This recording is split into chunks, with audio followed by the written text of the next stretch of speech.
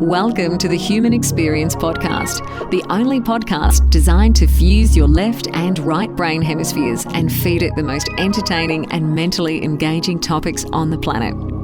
As we approach our ascent, please make sure your frontal, temporal and occipital lobes are in their full upright position. As you take your seat of consciousness, relax your senses and allow us to take you on a journey. We are the Intimate Strangers. Thank you for listening.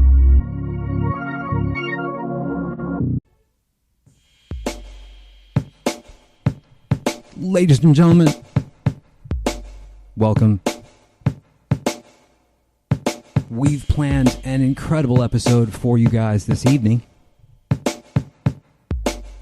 Our guest, Dr. Joe Vitale, whose work I've been studying for well over a decade. He has been on my list of people to interview since the inception of HXP. So this is going to be a very powerful conversation. Sit back, grab a drink, maybe some popcorn, and enjoy this conversation. The Human Experience is in session. My name is Xavier Katana. My guest for today is Dr. Joe Vitale. Dr. Joe Vitale is an author, speaker, and spiritual teacher, best known for his appearance in the movie The Secret. He is regarded as one of the top copywriters and most successful marketers on the planet. Joe has an incredible story of at one point in his own life being homeless on the streets of Dallas, where the books he read taught him the metaphysics and positive thinking he needed to use the law of attraction in his own life to gain worldwide fame and success. Joe is also a musician who has been featured in Rolling Stone magazine. He's delivered talks in many countries around the world. He's been referred to as the Buddha of the internet. He has appeared on such outlets as Larry King, Newsweek, CNBC, and now The Human Experience. Joe, it is truly a pleasure. Thank you so much for making the time to be here. Welcome to HXP. Thank you. I've been looking forward to this very moment. I've seen what you've done in the past, heard some of your interviews, and I thought, I can't wait for my turn. So this is the moment. This is the one I've been waiting for. You know you're a success in life when you get to be on the Human Experience podcast. Wow, that's such a huge compliment coming from you, especially. Thank you so much for making a point to do that. So, I mean, Joe, some people might not know who you are. So maybe very briefly, if you could just kind of give us a little introduction about, what you do, who you are, please. Wow. Okay. Let's see if we can do that. I am primarily an author. I have written 70-some books. Some of them have been best-selling life changers, so I'm told. I wrote the Attractor Factor. I wrote a lot of self-help spiritual books, metaphysical books, but I also wrote a lot of nonfiction marketing, publicity, copywriting, advertising kind of books early in the 1990s. I was one of the first internet marketers when the internet showed up. I wrote one of the first books on internet marketing way back in the mid-1990s. But I also had a spiritual side, so I was writing spiritual books along the way. And one of those books, The Attractor Factor, got noticed by a woman in Australia who called me up and said she wanted to make a movie about the law of attraction, one of the concepts in the book, and would I be in it?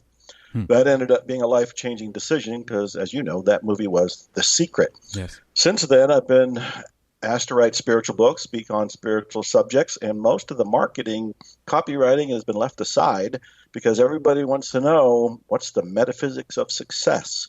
Mm-hmm. So what am I? I'm an author. I am a musician, as you said. I am a speaker traveling around the world talking about all of these different subjects.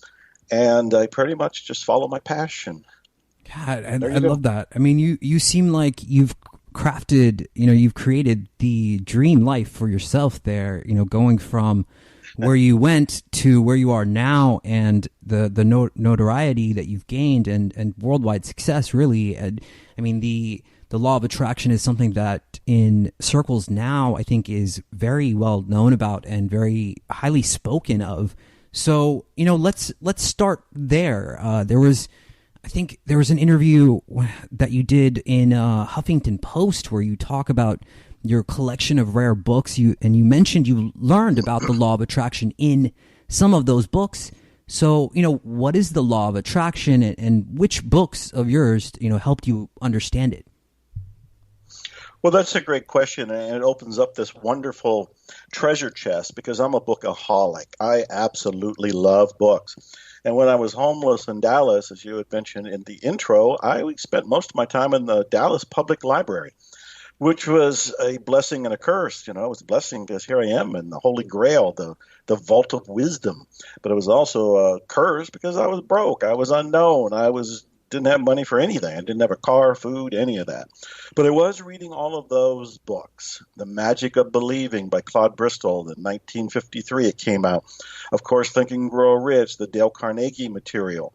But what most people don't know is the law of attraction has been around for a very long time, and there are books from the 1800s and the early 1900s that talked about the law of attraction. And I was able to read those books because of the library. Most of those are in the public domain now, and you can find them with a 5-second Google search. Mm-hmm. But the law of attraction, in the most simplistic form, is basically saying whatever you're focused on is what you're going to tend to attract into your life.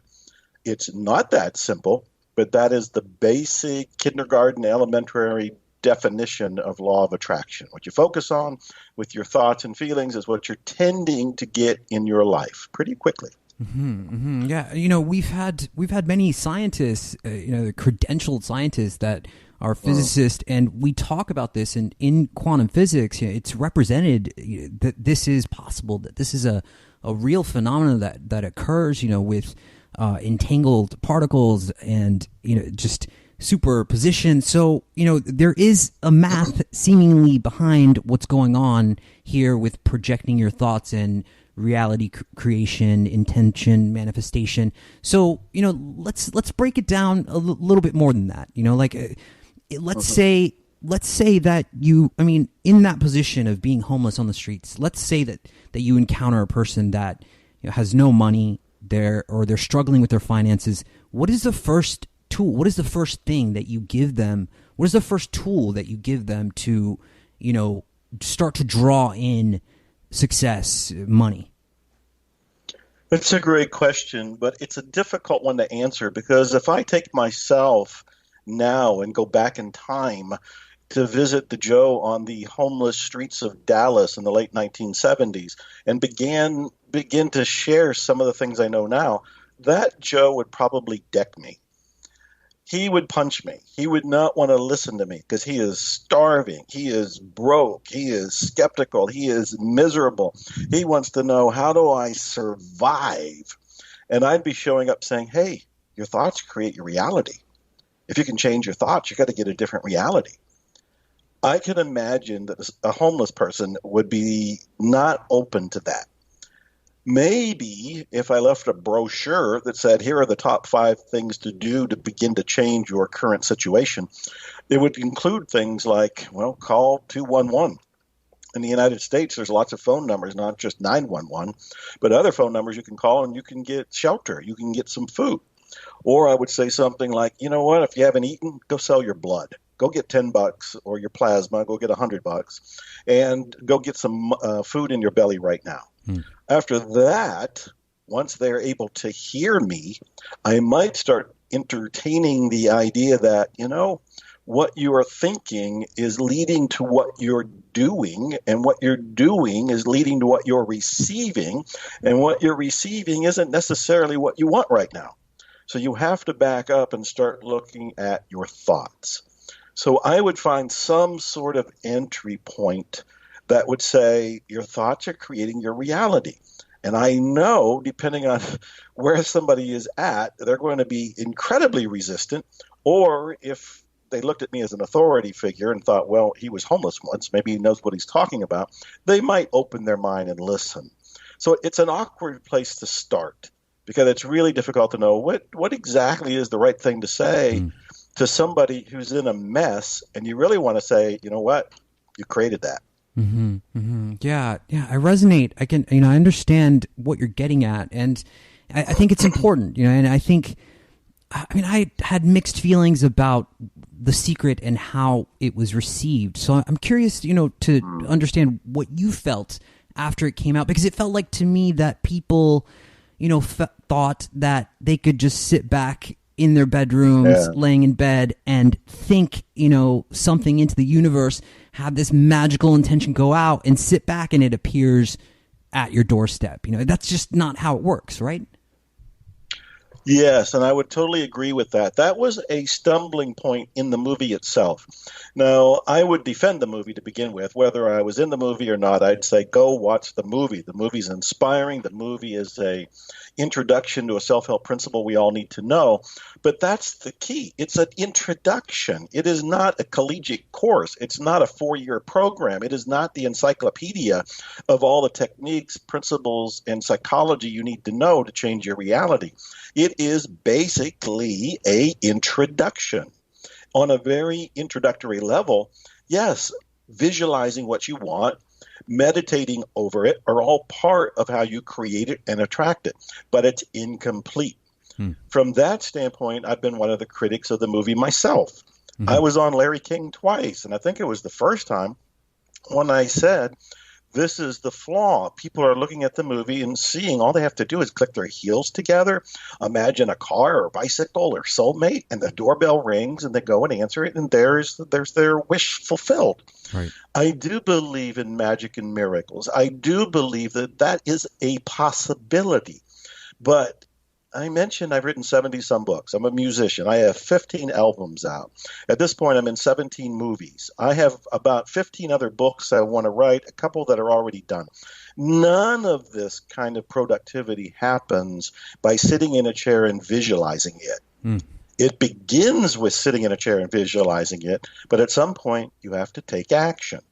And that's the missing secret. The people like Jack Canfield, who's also in the movie and is a great teacher, has pointed out that the word action is in the word attraction.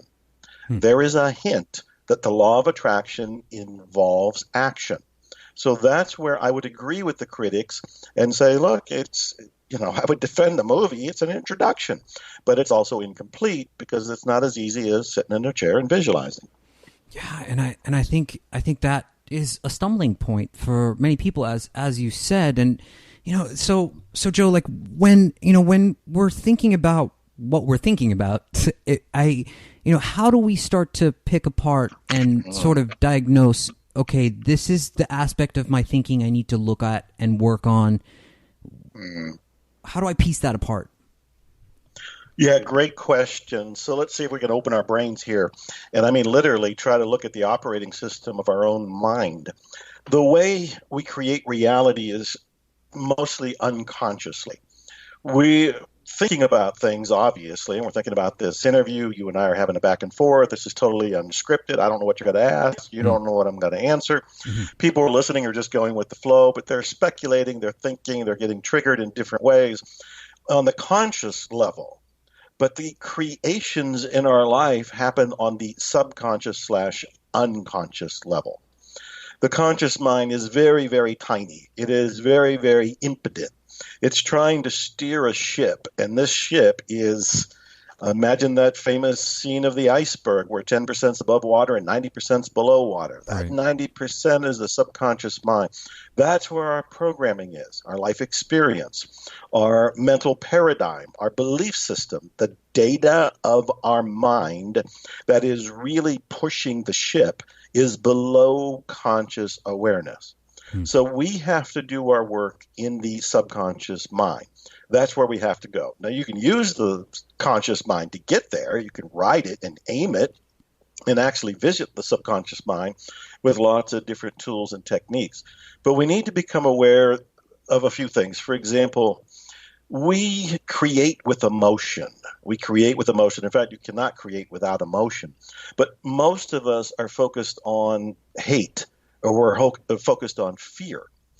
What I prefer is to have people focus on what they love. focus on their passion, focus on their pleasure, to actually move and create in a new direction. A lot of the reasons people are suffering is that they are focused on what they're afraid of, and they're worried all the time, which is a form of channeling your energy into a creation that you actually don't want. So I think it's so hard to answer your question because it's such a brilliant question. But the answer is along the line of acute self-awareness. Acute self-awareness is where it begins. Yeah. I really love your answer, and it triggered a lot of different thinking patterns for me. And, just looking at the different blocks that I have in my own, thinking and subconscious mind where, let's say, for example, that they're, most people are thinking about money. So let's just keep using that as an example. But let's say there's some sort of pre-existing trauma or pre-existing paradigm belief system that you have against money. Maybe when you grew up, you thought money was an evil thing. Maybe you thought, maybe you saw something in others, and it created something in you that now is blocking this sort of neural pathway that connects you to the higher universe or whatever the universe is attempting to show you, right? Well, there is a lot of that data, and we do get pre-programmed. In fact, by the time we're 5 or 6 years old, as science and psychology has shown, most of us are already wired. And unless we do something dramatic and conscious and with awareness and purpose and intention, we will pretty much keep that wiring until the day we die. And we do want to become aware of it. For example, my father was born in 1925, so by the time he was 5 years old, he was living through the Great Depression in America. So for his world and all the people around him, his parents, his family, the neighbors, the government, the newspapers, the media, they reinforced in the most unforgettable way that there is not enough. There is not enough money. There is not enough abundance. There is not enough food. There is not enough security. You are going to live in lack and limitation and want and unfulfilled desires till the day you die. Well, my father died recently. He was 93 years old. And he never, ever shook those beliefs that were anchored in him as a child. Here's the lesson, though. Being his son, I inherited those beliefs when I was growing up.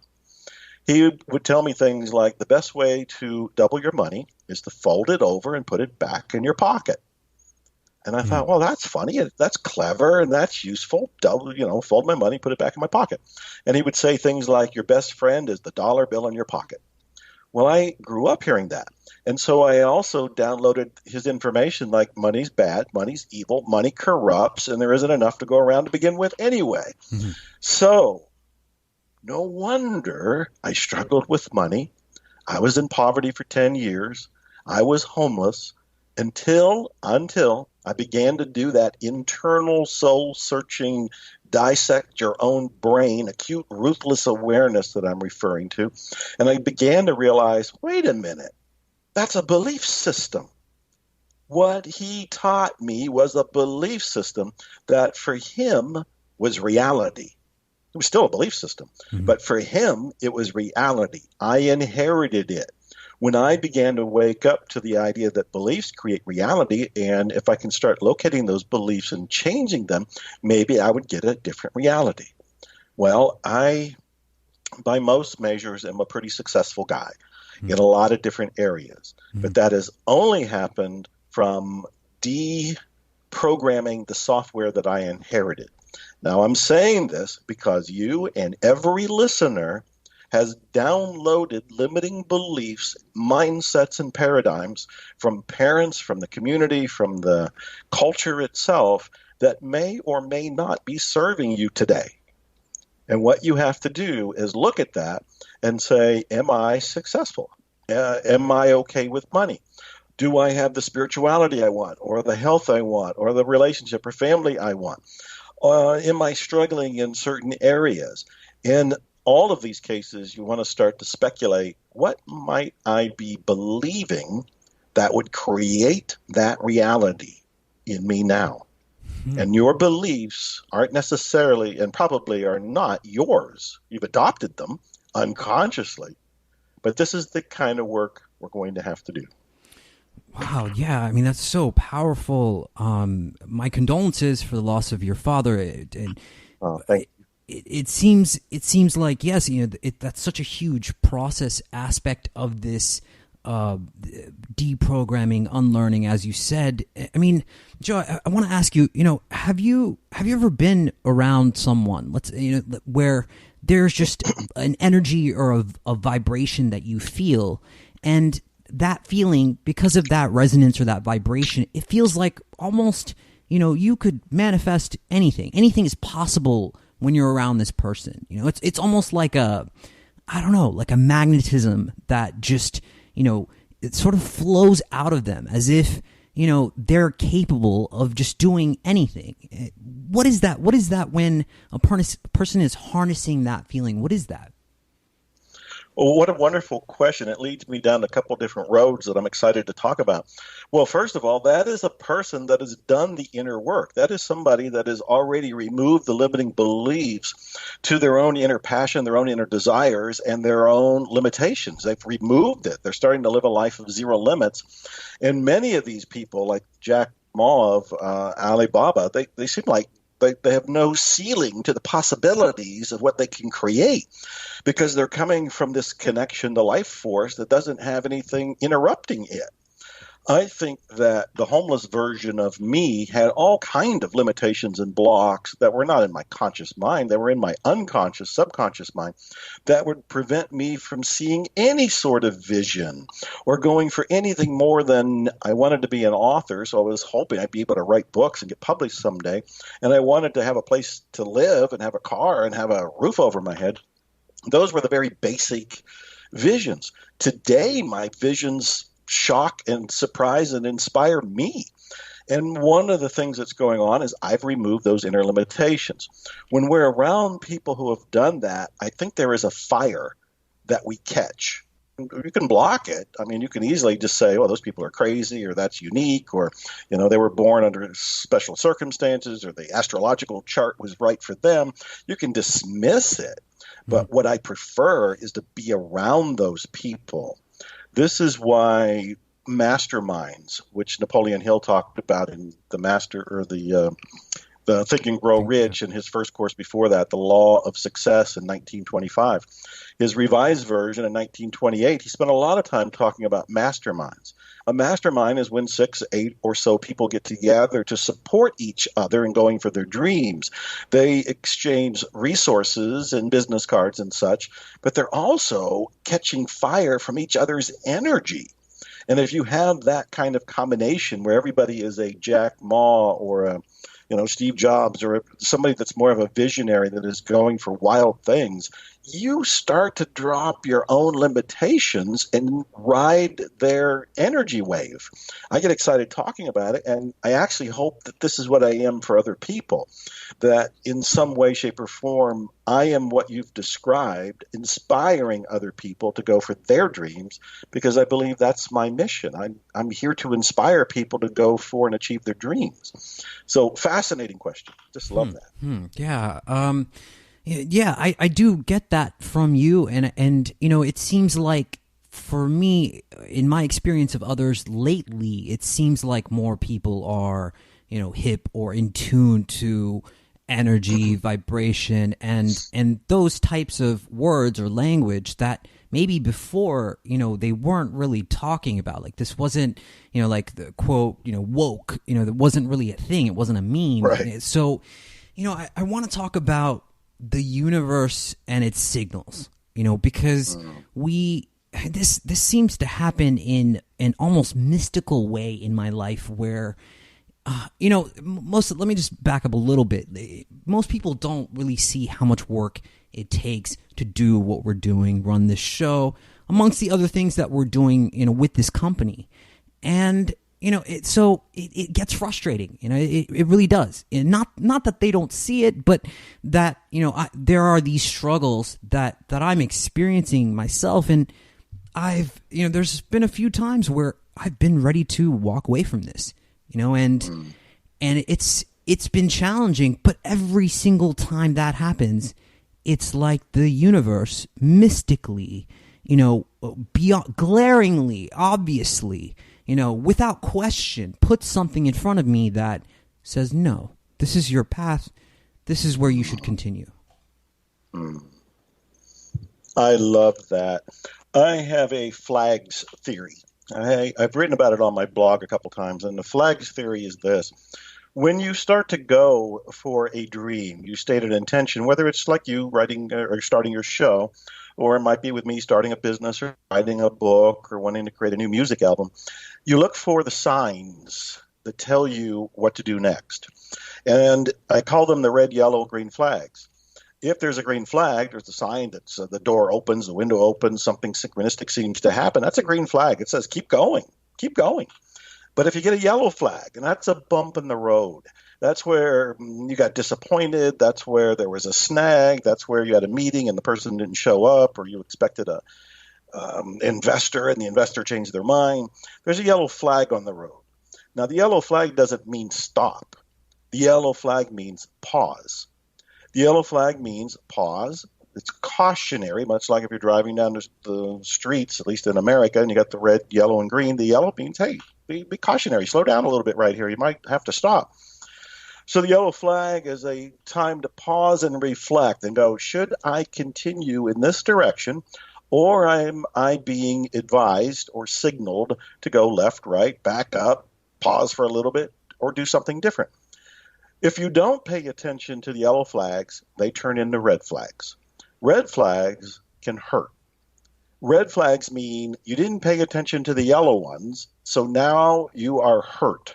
Now there was, some sort of painful occurrence. It could be anything from an accident. It could be anything from a penalty and you have to pay some money. It could be a missed opportunity. There's any number of things.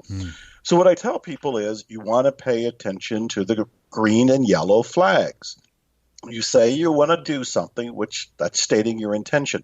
I'm a great believer in intentions. Intentions are a way to align your body and your mind and your energy to go in a particular direction.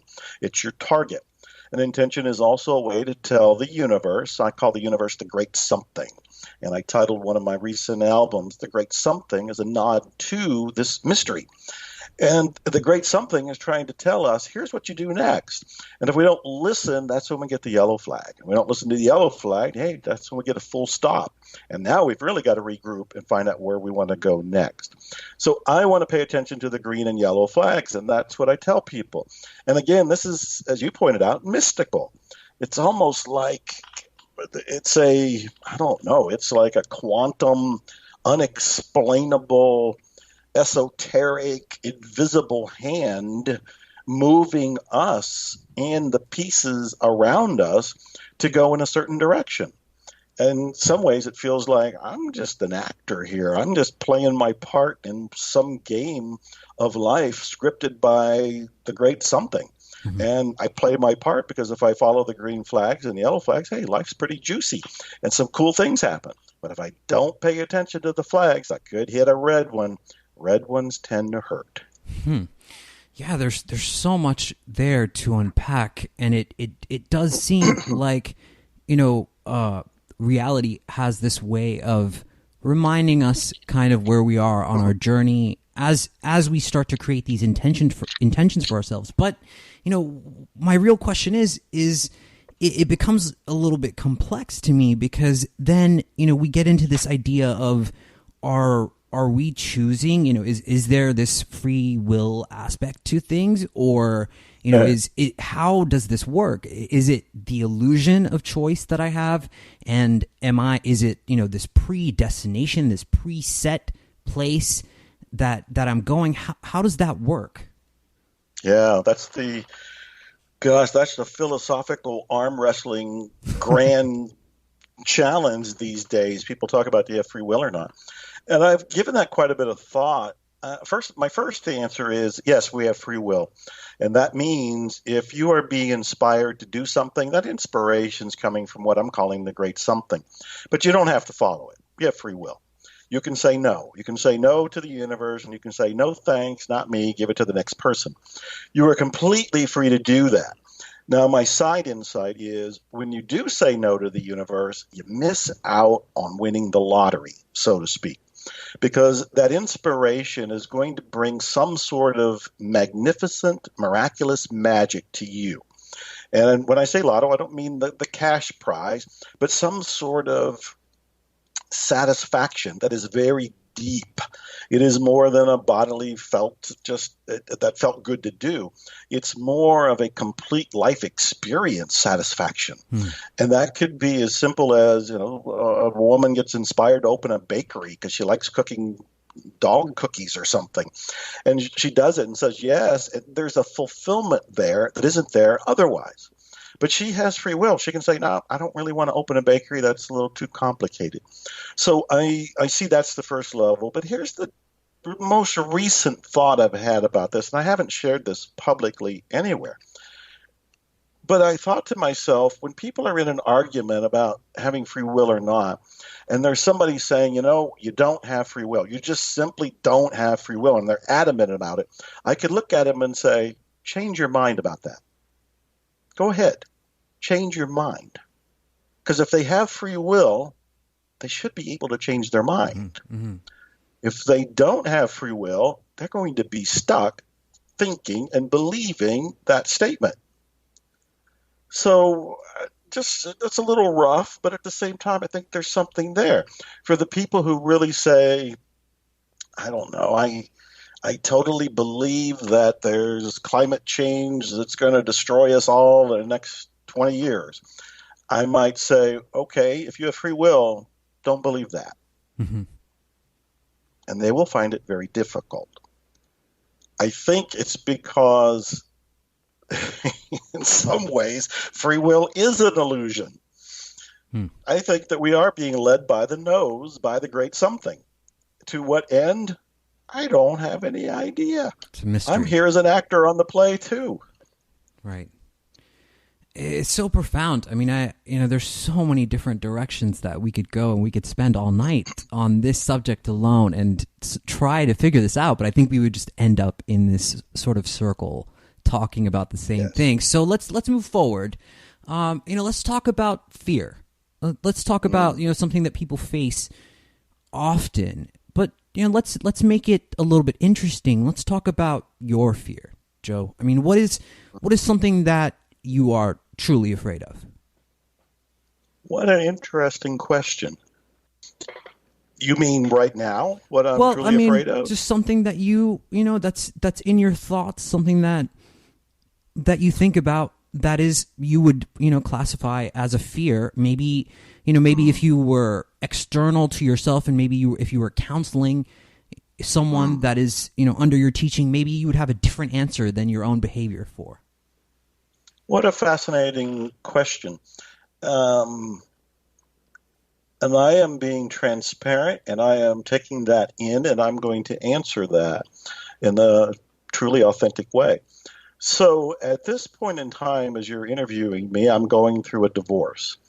Now, that is the most emotional, cathartic, expensive, traumatic, uncomfortable isn't a strong enough word to describe how dark and unpleasant this experience has been.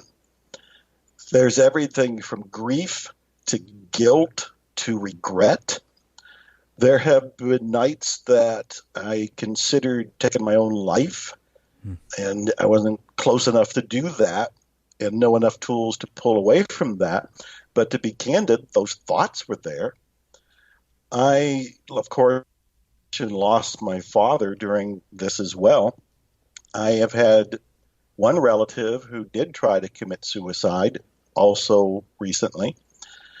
And so I am in a place where I am entirely recreating my life, going in a new direction, ending a long-term relationship, actually beginning a new relationship, doing it at age 65, which also is mind-boggling to at least me, because I thought, well, at age 65, I've done it all. I've created my empire. I have worked decades to create this kingdom that I have, and I've been in an apartment for the last 8 months. So there is that is going on that is very real and very raw. Now, as I tell you this, and I've never talked about it with this depth through this extent, I also want to say that there were a couple times on social media, Instagram or Twitter, where I posted a couple short videos, and I was doing it to tell people, look, social media is an illusion. You see happy faces. You see people partying and dancing. You see funny little clips of animals and babies. And you see me. And you see me from time to time smiling as big as can be. But you don't know that 5 seconds before that, I may have been in tears. And 5 seconds after that photo was taken, I may have been in tears. What you see is an illusion because we only share and post the very best of what's going on in our lives. In a sense, it's an ego trip, and we're wanting likes and applause to say, hey, look how great you're doing. So we cherry pick our life moments. Mm-hmm. But I posted a couple where I was saying life is not that fantastic for me all the time. So I've been learning a lot from Stoics and Stoicism and Marcus Aurelius and Ryan Holiday and all those guys. Sure. And they are actually helping me survive.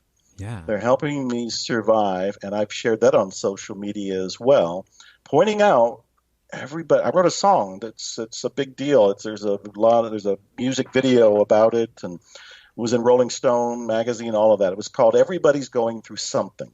And I wrote that, I think, in 2012. But boy, oh boy, I did not know just how much people are going through, and I didn't know just how much I would go through. Everybody is going through something, including me. Wow. Joe, what a powerful moment in this interview. You know, it felt like I could hear a pin drop just in that moment that we just had and created. And I sincerely, deeply appreciate your authenticity and your willingness to be open and vulnerable in this moment here with us and everyone that is listening and everyone that will hear this episode. I'm sure they will appreciate that openness from you because sometimes it's easy to look up to our heroes and regard them as impervious. They're invincible. It's a misconception. We're all human. We all have our faults, our things, that make us human and remind us that we are human. So, I sincerely appreciate your ability to really be open with us, here and now. I want to talk to you about, let's talk about relationships. Let's talk about when two people feel like they're falling in love. It's a good segue with what you're talking about. So there are many things happening, right? I mean, there's many things occurring. What is your regard to, relationships that work and relationships that fall apart and that don't work? Yeah, that's another big question. Sorry. You're one of the most You're one of the most thoughtful and intriguing and in-depth interviews I've ever done over the last few decades. So this is a joy, and at the same time, you have me dancing on my toes to keep up with you. So relationships. I've been in 2 long-term relationships. Both of them lasted 20 years, which I think I should get a medal for that. And now in a third one, I don't know that that'll last 20 years because I'm 65, but who knows? I don't want to put a limiting belief on myself, my lifespan, or relationships. But I've often wondered, especially over the last 8-9 months as I've gone through this separation, that people do drift apart. And the very people that might be coming together because of a magnetism that they may not even understand themselves. Yes, there's some mutual interest, and yes, there may be physical attraction, and yes, there may be something esoteric surface that's simmering that's bringing them together. At some point, that may just simply dissolve. I don't know that that's a bad thing. My parents stayed together 60-some years. And I don't know that they were happy most of that time. I think the old school people did, our parents and grandparents probably stayed together until their death because they took that oath and because they were afraid to do anything else. And despite it all, they just kept biting their teeth and maybe not talking to each other and not being intimate with each other, but still lived together because they just forced themselves to get through it. Mm-hmm. I'm toying with writing a book called When Truths Collide. when truths collide. Mm-hmm. And the idea behind it is if two people who are together and have been together for a very long time start to drift apart because of an organic, very natural interest in something else, not necessarily somebody else, but something else, then they will probably not be able to easily be together. I think that there's something that's more natural and organic and loving to allow that unfoldment. I don't know that that's really easy, because if both people in the relationship start to drift apart and they're not really honest with themselves, one or the other may be very bitter. They may be very resentful. They may still want to hold on to the known. Mm-hmm. But then I got to take a helicopter, not even a helicopter. We have to go into outer space and look down at this whole concept and start to realize that, look, life has an ebb and flow to it that doesn't necessarily fit the legal parameters of marriage. Mm-hmm. There is an ebb and flow from a higher perspective and from a universal lifespan that is saying it is quite natural to drift apart. It may be natural to stay together till the end as well. I'm not dismissing that. We're just having this free-form dialogue, and I'm sharing some thoughts, right, including the idea that, hey, at some point, truths may collide and you may drift apart. Right. And it's okay. Right. And, in it really seems like, back to, this greater awareness of this larger picture, this very mystical unknown about, what our lives are and the direction of them, and maybe what we even reflect into ourselves as what success may or may not be. There are people who have tons of money, but they are bored, unhappy, and on the verge of suicide. So money isn't everything. And I think also importantly to note, in the regard of relationships and those types of experiences, when we experience that sort of disconnect, there's a healing, there's a profound healing that's required, where we look into ourselves and we're learning to love ourselves again, right? So, what would you offer in those terms, in the terms of healing trauma and looking at ourselves with love and compassion? Yeah, big questions again. From my own personal experience and over the decades of working with different people as a coach to them or mentor to them or hearing from them when they read my books or listen to the audios, I would say that the number one thing that we all need to relearn, including myself, is a self-appreciation, a self-approval, a self-acceptance. I want to say self-love, but too many people rush in with that's all ego.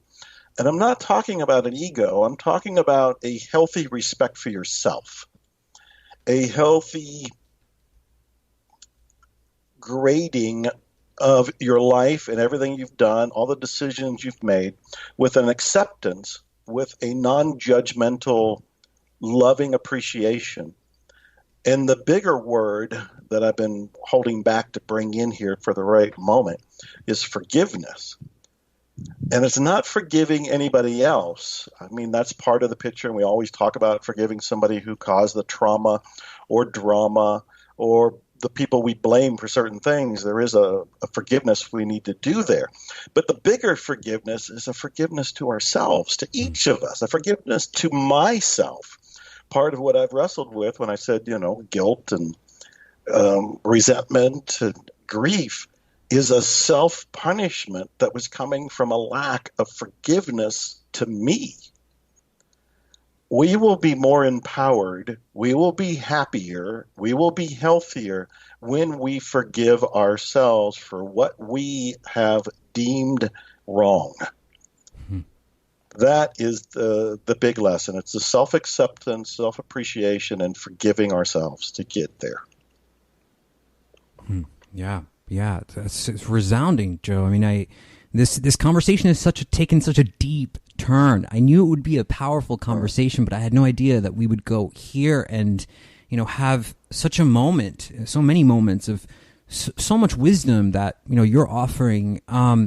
There are some questions that we should probably get started on now. Okay, so here we go. So Alec asks, if you were to wake up naked in the middle of a city with $100 and no knowledge in anything other than the basics of what you preach, how would you go from that point of being wealthy to being wealthy enough to buy that city? To buy that city? Yes. Is that what? So yes. Well, what a wonderfully constructed question. I wake up nude with $100, but at the end of a certain period of time, I own the city itself. Wow. This is cool. You've got some amazing listeners here.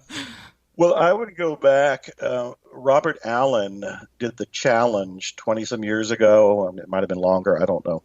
He's the real estate guy, and the book's called The Challenge. I would tell people to go read it because it's still around, and it's always inspired me.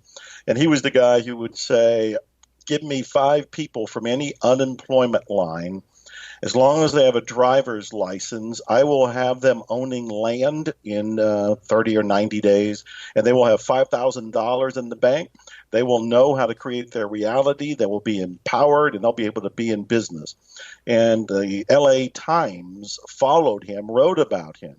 He's also the guy that did another challenge where he said, take away my wallet, leave me with $100 and my driver's license, drop me in any fairly mid-sized city, and I will own property in 30 days, and I will be making money from it. And again, he did that. So I know that these things are possible. In this particular case, it's bothering me that I wake up nude.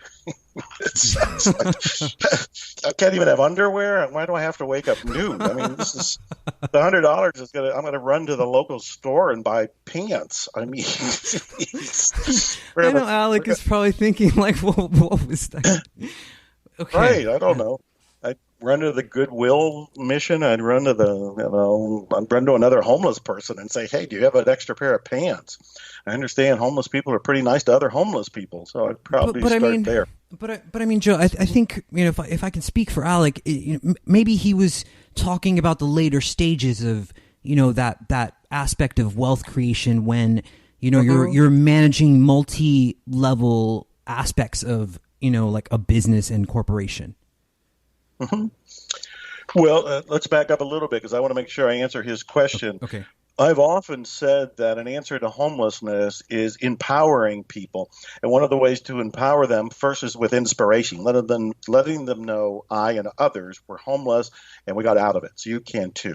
The second is by leveraging the internet. And I've said, look, even if you're broke, the public library has computers. The public library will let you use them for free. You can go online. So you can start to begin a business, but what business would you do? The third thing is I would tell people to look at their life experience and their education, their interest and their hobbies, trying to find what they do that might be unique that they can turn into a digital product. That could be an ebook, that could be an audiobook, that can be a video book. If it's just done at the library on the computer, it can very easily be an ebook. You just type it up. And I have met many people who thought I have nothing to offer. And I talked to one person and he said, well, in my pastime, I raised tomatoes. Oh, okay. That's a product. There are people who do not know how to raise tomatoes. Those people are your audience. So you, even if you're a beginner at raising tomatoes, would be writing your little ebook on how to raise tomatoes with the idea that you're going to be offering it to the beginners that are below you. Mm-hmm. I've met a woman one time, and I was exploring the same thing, saying, okay, she wanted to make money. She had no money. She heard you can do it on the internet. And as I talked to her, she said that she had taught herself how to play the guitar. And I said, okay, how did you do that? She says, well, I just figured out that rather than making full chords, I just make chords out of my 2 fingers. So I made scaled down chords. And I said, that's brilliant. Turn that into a little digital product on how to learn to play the guitar in, a weekend with only 2 fingers. And she did, making money. So this is the direction I would go in. And then to answer your question, once it got bigger, I'm a big fan of delegating. I do not know it all. I don't know how to build websites. I don't know the techie side of most of the internet. I'm more of a copy guy and more of a content creation kind of a person. And so I do what is my strength, and I delegate out what I need done, giving it to people who find it their joy to do. I'd be doing things like that. Yeah, I think that's actionable advice. I like that answer. And like I said, I mean, we have some amazing listeners that are highly intellectual. So this question, it kind of goes in that same vein. This is from Burbles. He asks, at this time, do you have a clear understanding of what works and how to get there, like as a professional athlete might, or is it still fuzzy sort of cheerleader hype? And that's what he wants to know. I love the question. I have a very clear answer and a very clear practical way. Let me give you a quick summation of this. I'm a fan of brain science. I'm a fan of neuroplasticity. I'm a fan of learning how the brain operates to get what we want. In general, our reticular activating system, the RAS in the back of our brain, is already programmed to bring us into survival. It's on alert to tell us if there's any dangers in the room. And that's where our fear shows up. That's where our worry shows up, because it's alerting us to that. What most people don't know is that you can program the reticular activating system to go for what you do want. So the very first step, very real, scientifically proven, repeatedly done by, millions of people by now, certainly by me, and written about in my various books, state your intention. What do you want to have, do, or be? And you have to do it with clarity. You have to pretend that this intention is going right to the hands of God, so to speak. Or if you were going to order a coat and you went to the department store, you wouldn't say, give me a coat. You would say, give me this color, give me this style, give me this size, and give it to me by Wednesday. So the intention is the very first thing. The second thing is you want to make an image, some sort of graphical representation, because your brain responds to images. It's not enough just to write it out in the intention. You need a photo, a graphic, an art piece. This is why vision boards are so talked about by everybody from Oprah to the people that were in The Secret. A vision board is a board where you put the examples of what you want to attract into your life. It could be a car, it could be a house, it could be money, it could be a relationship. So you want some sort of visual, because the brain responds to the visual. This is a fact. The next is you want to look at your visual with an emotion, because the emotion fires the brain and turns on the neurons that will activate the reticular activating system to alert you to ways to achieve it. So you need to be able to look at it with emotion, but the emotion most people have is fear or worry or hate. As I mentioned in the beginning of our wonderful interview here, I said you want to focus on what you love. The thing that you're wanting to attract should be something you're passionate about. It should be something you're excited about. So when you look at the image or you look at your intention, you're actually feeling a rousing, juicy, exciting emotion. If you look at it and you don't care, or you're flat, then you haven't found what you actually want.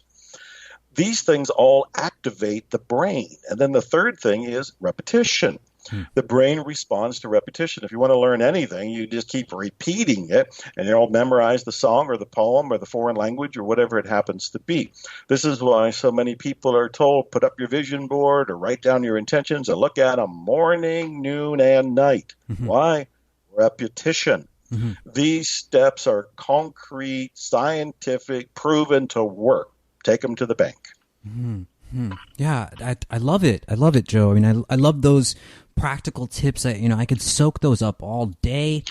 I want to switch gears again, and I know we've gone in, with some in different angles with this interview, and so, with all due respect, Joe, I mean no disrespect whatsoever. I value your work very highly.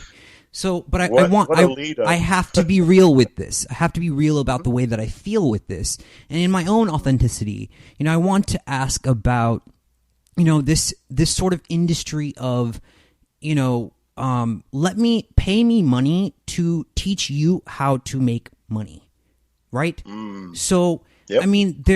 Of course, some people can afford that, and God bless them, but but do you think there could be, this is the industry that you're in, I'm sure with, there's, I could drop names, I don't want to, but I'm sure there are some seedy practices in that vein of operation, right?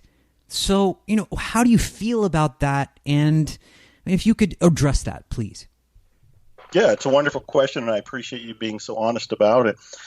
I am not in favor of that kind of manipulation of people's situations or their feelings or their despair. I am all about inspiring people to get their results. I have given away and still give away so much because I was homeless. I was in poverty. I know that sting. I know what it's like to starve and be insecure and be worried and even in terror and to be suicidal because of those worries. I wrote a book called Attract Money Now. I give it away. It's at attractmoneynow.com.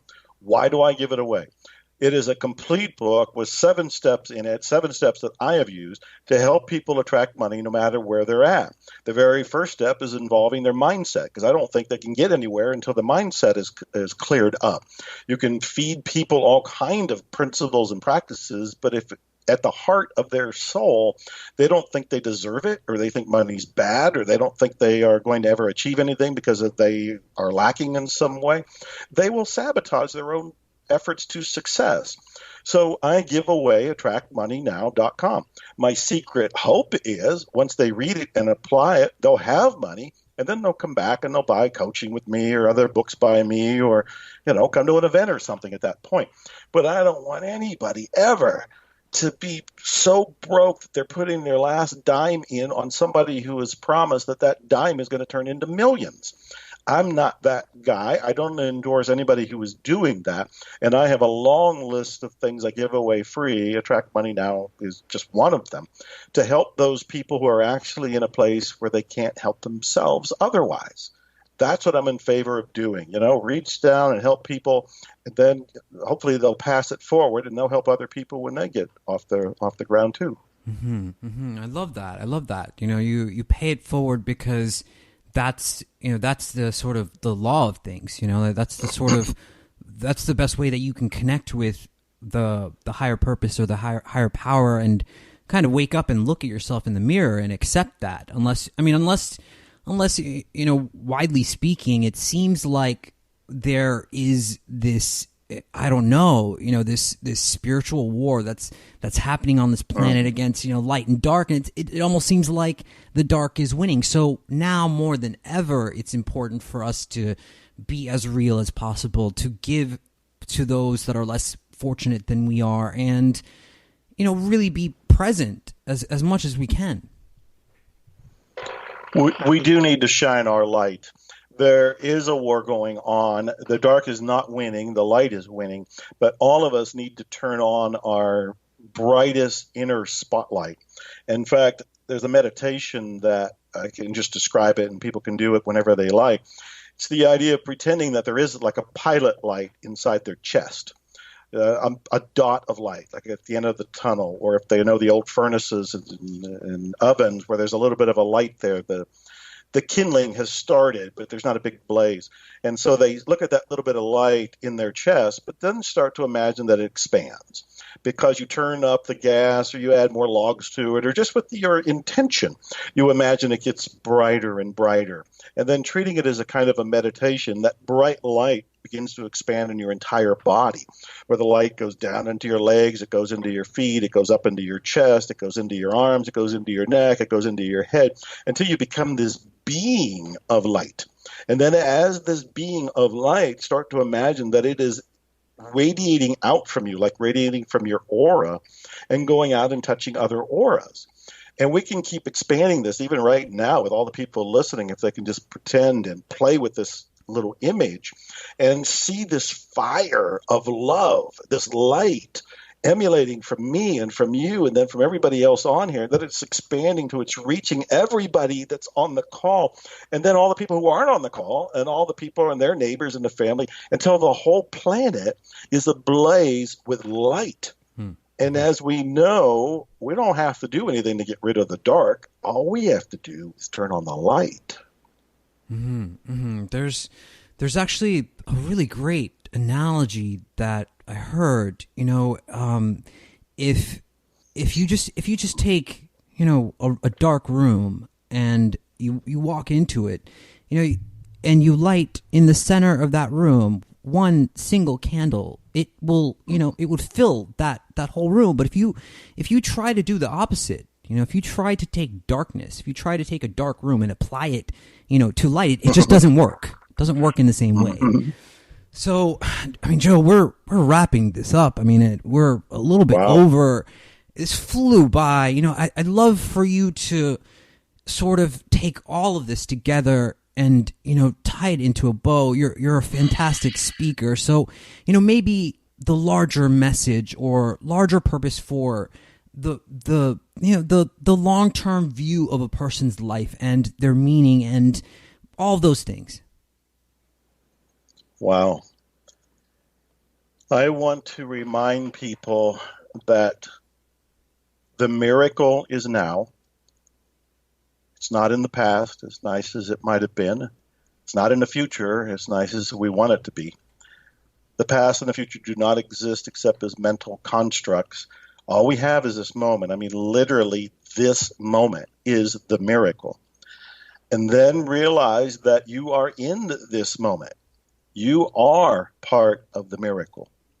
All of life is this wonderful puzzle. And I have a piece to play. When I play my piece, my puzzle fits into the game of life. And when you play your piece, your part fits into the game of life. And then life begins to work.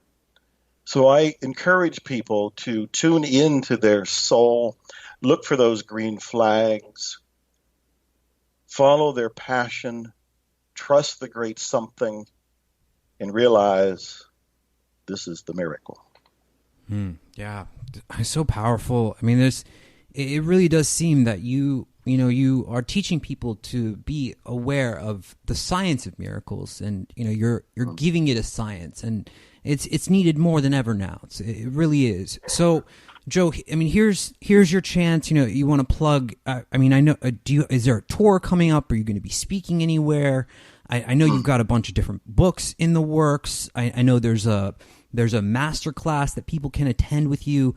Where's the website? How do people get there? Is there a certain book, 0 Point? Which one would you like to recommend? Yeah, wow, I do so many things. I've written so many books, so much music. It's tough to just say one thing. Yeah.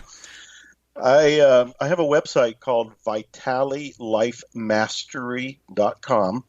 Vitale is my last name, Vitale, VitaleLifeMastery.com. There are courses there. There are free courses there. Introduction to Miracles, Attracting Money. There's all kind of things that are absolutely free or only cost $5 or $7. My books are on Amazon. Books like Zero Limits have been incredibly popular. The Awakened Millionaire is popular. The Attractor Factor that I mentioned a couple times are popular. My music's on iTunes, Amazon, Spotify, everywhere. The album I was referring to is called The Great Something. And the book I was saying anybody can have for free is Attract Money Now. Just go to attractmoneynow.com, or it's also at VitaleLifeMastery.com. And I just want to thank everybody for listening, and thank you for inviting me. Godspeed to all of you. I am incredibly grateful to be part of this journey.